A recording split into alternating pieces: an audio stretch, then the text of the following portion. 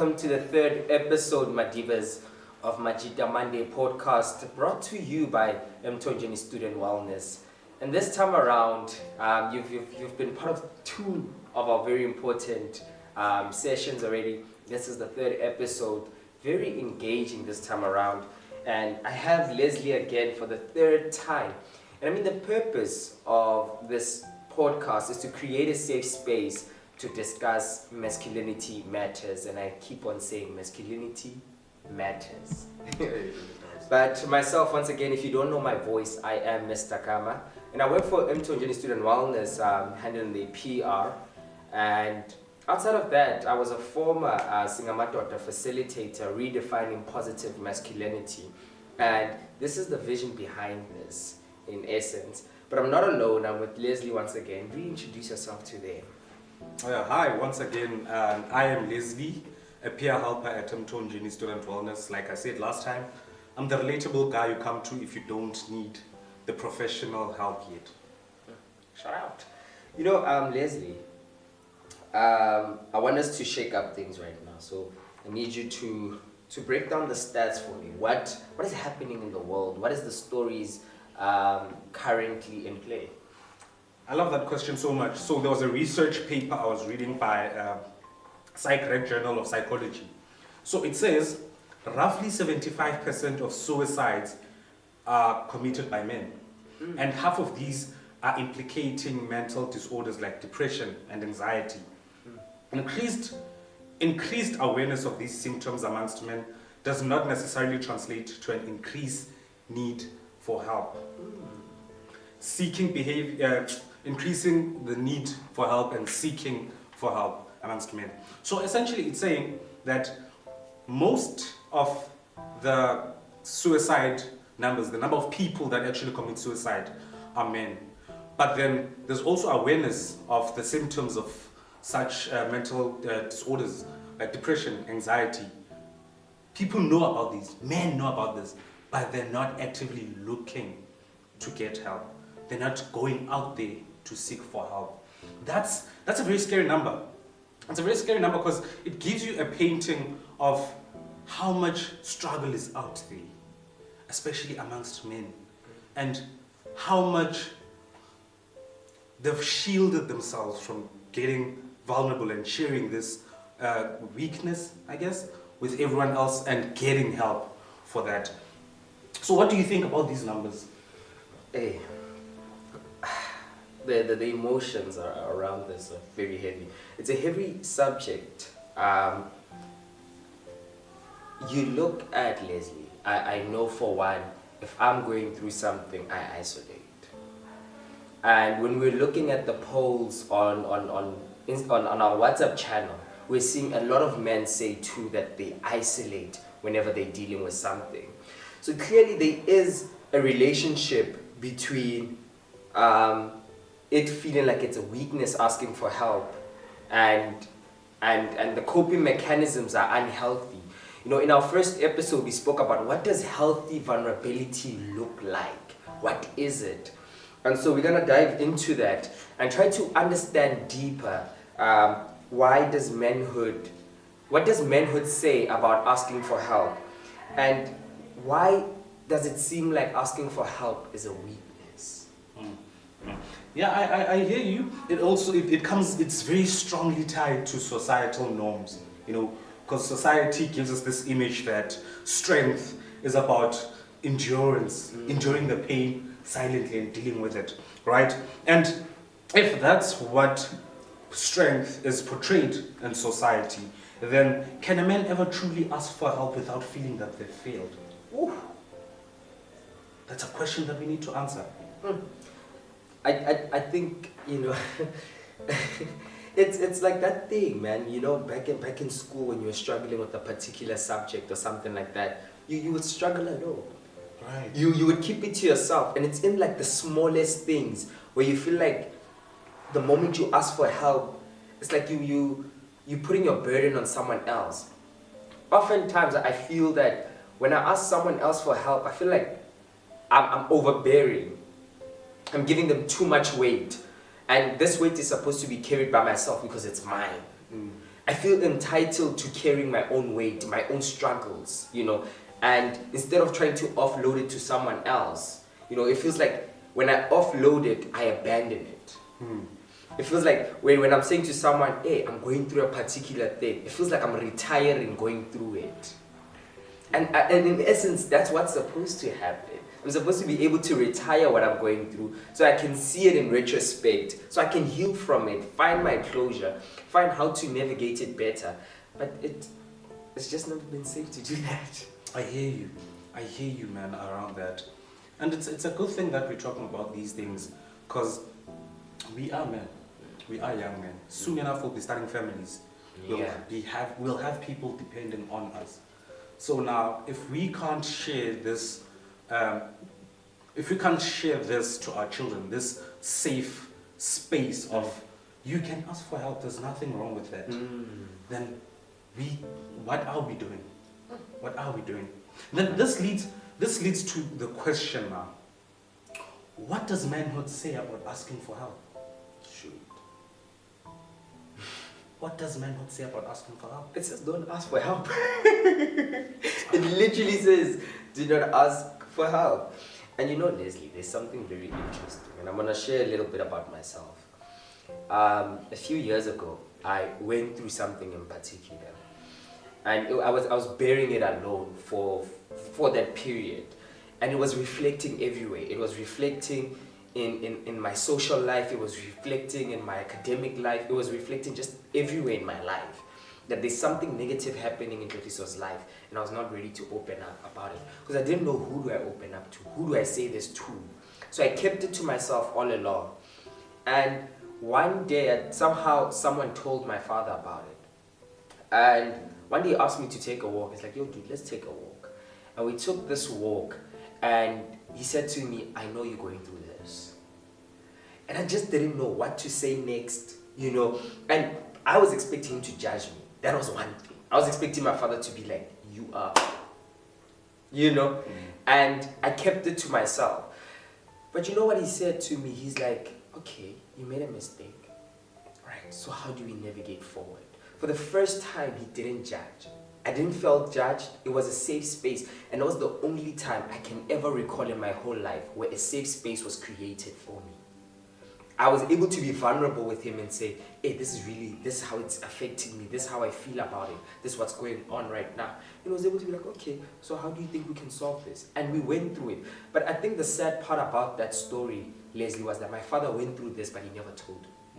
So now I had to go through it myself. That whole thing that we're not vulnerable with each other, now I had to go through the same thing my father went through. And only once I've also went through it, we can sit together and say we relate. Like, that's really bad. It really is. Yeah. It really is.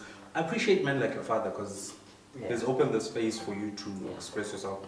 And what does the TikTok community say about that? Present dads. Present dads.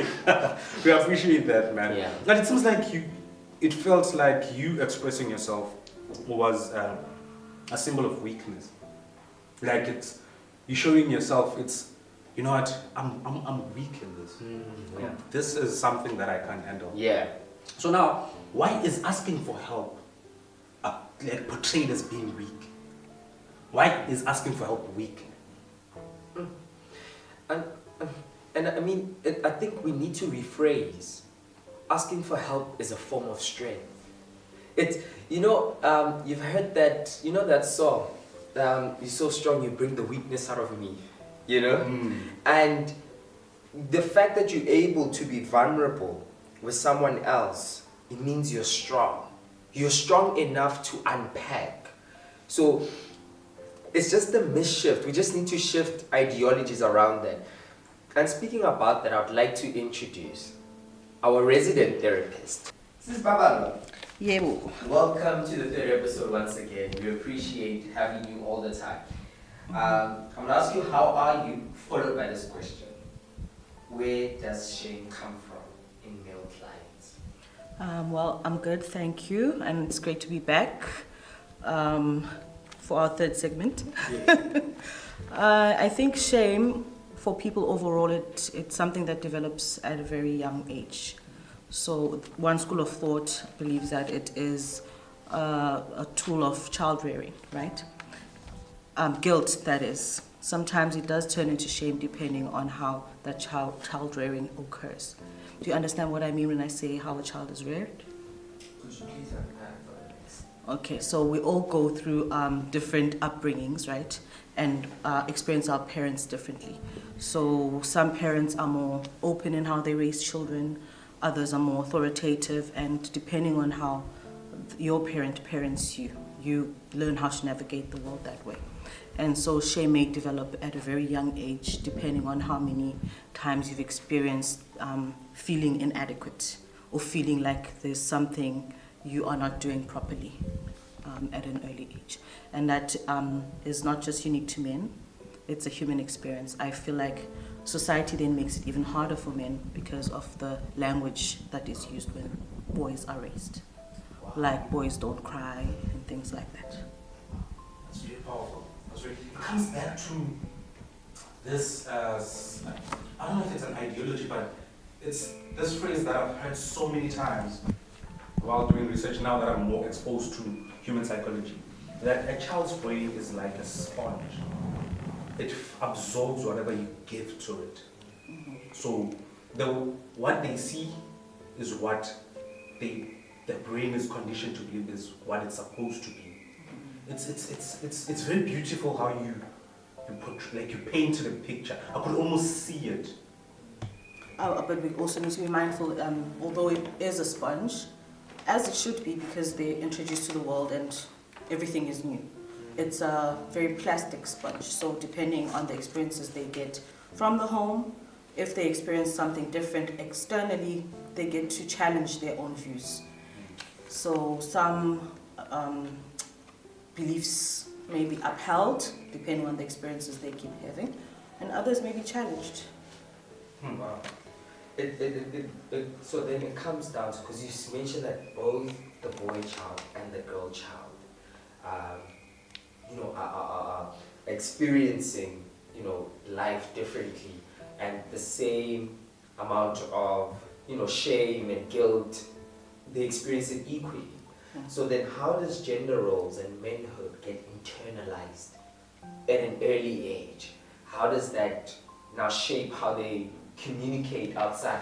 Because I think a girl child is raised in a platform that allows her to speak more, whereas a boy child is raised not to speak.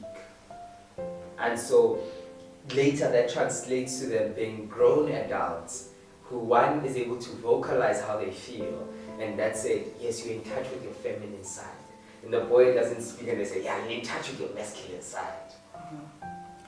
I suppose, when we are growing up, the first thing we do is see how the adults in our lives are acting. And that's how we learn to be in the different bodies we embody. So if you are more feminine and you see a representation of that femininity, you'll internalize that because that's the source of femininity you are around. And similarly with boys, whatever they see in the home becomes what they become. And sometimes the break within the family structure does also impact that. So some homes are single parent homes, and we don't get to interact with the part of ourselves that is more masculine if we are in a single mother home. We have to kind of outsource that, and that can create its own things. You may internalize voices that were not necessarily meant for you. It comes back to that conversation we had at one time over the phone, where I think I also had that conversation with he was on episode 2. We had that conversation about when growing up in a household where there's only your mother, in a relation, you as a boy child, you only grew up in a household with only your mother. So you have no understanding of how a husband and wife relationship looks like. You don't even have a relationship with your own father. There's no one for you to live into their example. But the only relationship you have or that you witness is your mother and you. So when you grow up, the expectation of a woman you have is a mother. So then boy children go out looking for their mothers in now female counterparts. Where now they're supposed to find a girlfriend, they're looking for a mother inside a girlfriend. And hence now, it kind of speaks a lot to how growing up sort of aligns you with the rest of your life. There's an ideology that says, give me a boy, I'll show you the man. And it simply says within the first 7 years of a boy child, everything he has learned from that period, after that, we can determine the type of man he is. Scary. But we must also be mindful, right, that sometimes circumstances happen and we can't necessarily have a nuclear family in the conventional sense. And it may be for a multitude of reasons. So then how does that boy child access masculine figures that are going to propel them into a more healthy lifestyle? And that's all we can do. Those are some very powerful words. That's very scary. You know, it's sucked all the juices in me. I feel so dry when hearing that because it's so scary.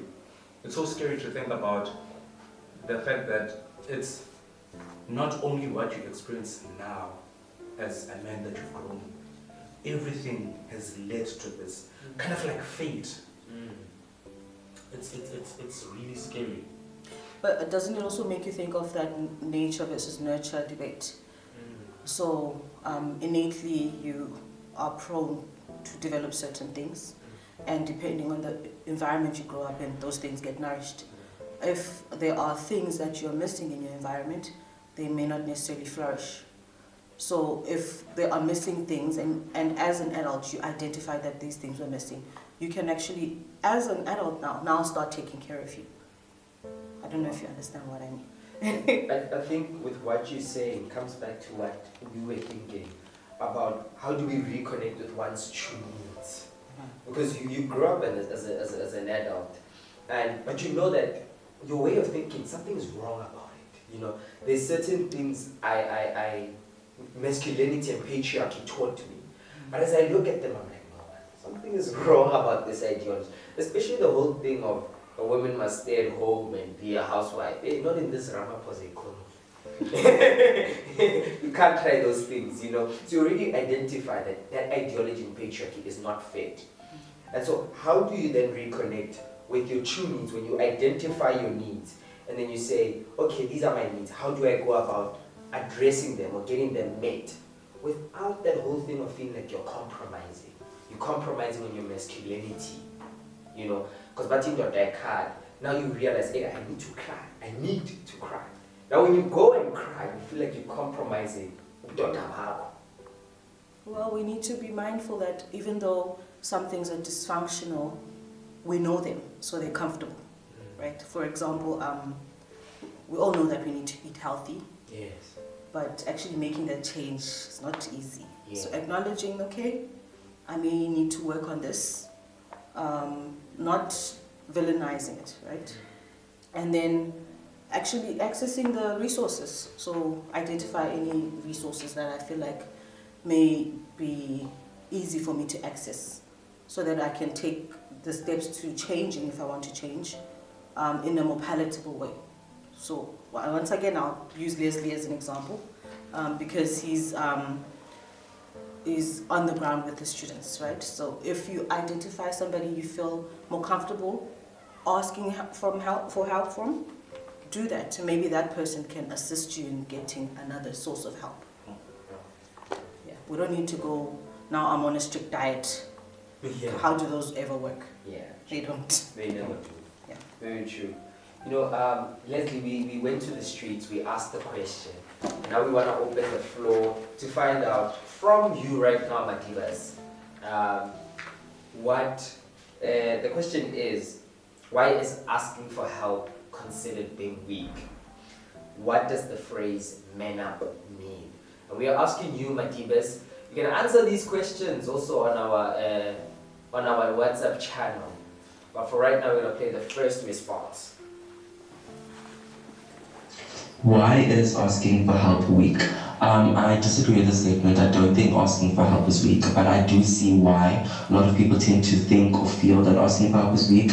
As a lot of people tend to want to go through things alone because they feel that if they ask for help, they can't go through that stuff by themselves, and like they're gonna need help all of the time, etc., etc. But like, I feel like asking for help definitely shows more strength than weakness, because you're acknowledging that okay, you can't go through this alone, and you definitely do need help. Like, I feel that like that's more stronger than just going through something alone that you can't go through. Acknowledging it and being like, okay, I actually do need help. I can't go through this alone is more stronger than just isolating yourself and going through something that you can't go through by yourself. So I don't agree with the statement. But I do see why a lot of people do tend to think that asking for help is weak. But yeah, I don't agree with the statement. Right. True. Very valid, eh? The second question would be, from the public right now, we want to know, what does man up mean? And do we have something on what does man up mean? That, what does the phrase man up mean to me? Well, it could mean a lot of things. For example, it could mean stick through whatever you're going through. As a man, you shouldn't show weakness, or that things will get better if you just continue pushing through and not ask for help, which is very, very toxic, and like, we should move away from that, because that affects people, like, it makes them think that as a man you should not ask for help, and like, you should suffer alone, which really messes people up. Powerful things. I think with one of the first points that I loved was asking for help is strength. And that's the same thing that we said prior to playing the voice notes. And I love that we're so aligned, that there's a level of consciousness that is there. I think we just need to tap into it and make it actionable. I don't know what you think, Leslie, as a respond to the voice notes we've heard. You know, first I'd like to share what I thought when I first heard the question, and how this response is more enlightening to me, right? You know, we have deep-rooted cultural beliefs, where from a young age you're taught that self-reliance and independence are indicators of strength, right? And now, when you ask for help, it challenges that narrative of strength. It challenges that narrative, and it sometimes hints that, hey, you're not strong enough, you're not tough. Yeah. And that's what I had in mind when I first heard this question. And what he's saying, though, it's so different from what I thought initially. You know, it's like, sure, I don't think asking for help is weak. Yes. Although I understand where it comes from, Yes. doesn't necessarily make it true. Yes. See, I love that. It also touches on my train of thought with the man up phrase. Yes. Like we discussed it 2 weeks ago. Yeah. The phrase man up, if you look at it from a positive aspect, it's supposed to encourage resilience, to encourage endurance. Oh, Yes. You get it. Yes. You're that guy. But then, in practice, it could also direct people into, hey, keep it to yourself, man. Yeah. Hold it in. No one wants to hear that. Yeah. Which is quite sad and quite factually wrong. Yeah. Like, that's never how you deal with situations. Yes. I understand the need to want to tackle some issues independently by yourself because of a certain feeling that is attached to it. Yeah. But getting outside of that and be like, you know what? Yeah, I tried doing this thing. I thought I could tackle it, but hey, I need help now. Yeah. It's also a very crucial part of being human. Coexistence, codependency. You know, if you can finish the food on the plate, lovely. But if you can't, call someone to eat with you. Yeah. I just want to hear words from you, Mrs. Babala. Closing statements, responding, encapsulating everything we've heard today. Parting words of wisdom. Well, I think this conversation today made me think about how the most powerful people on earth all have a team. Wow. So they don't hold the belief that they have the ability to do everything all at once, Yes. right? So for example, if you take how a company is structured, there will be the CEO, the COO, everybody is an expert at something. Because innately everyone can acknowledge that somebody needs to be able to take on something, Yes. and the other can help them in another way Mm. so that the system functions. Yeah. And unfortunately, with regards to families, sometimes that doesn't work, right? But that doesn't mean you can't outsource it. Yes. Companies outsource all the time. Yes. True. So I just want to read a portion from a poem, if that's okay, by Marianne Williamson, called Return to Love. It says, "Our deepest fear is not that we are inadequate. Our deepest fear is that we are powerful beyond measure. It is our light, not our darkness, that most frightens us. We ask ourselves, who am I to be? Brilliant, gorgeous, talented, and fabulous. Actually, who are you not to be? You are a child of God. Your playing small doesn't serve the world. There is nothing enlightening about shrinking so that other people won't feel unsure around you. We were born to make manifest the glory of God, and that is within us. It is not just in some of us, it is in everyone. As we let our own light shine, we consciously give other people permission to do the same. As we are liberated from our own fear, our presence automatically liberates others." And that's the end. Powerful. Powerful. It reminds me of a specific film. Yeah, Coach Carter. Yeah, Coach Carter. And to put it all together with what I love that you said, the closing, the parting words of that poem, I think it's the last stanza says, when you light up, when you let your light glow, or you unconsciously allow or give permission to everyone to let their light up. And by you unconscious, so it's that thing of, if you bring positive masculinity around me, positive masculinity can be within me. And it's just like that, that's how we can change it. It's one conversation at a time, and it is this platform, the beginning of it all. Majita Monday. Leslie, parting words from you now, encapsulating everything that you have gotten today, and what you want to leave behind as a legacy. There's this beautiful thing that Mrs. Babala said, that even the most powerful figures have a team. It ties back to what you said 2 weeks ago. Ubuntu. Yes.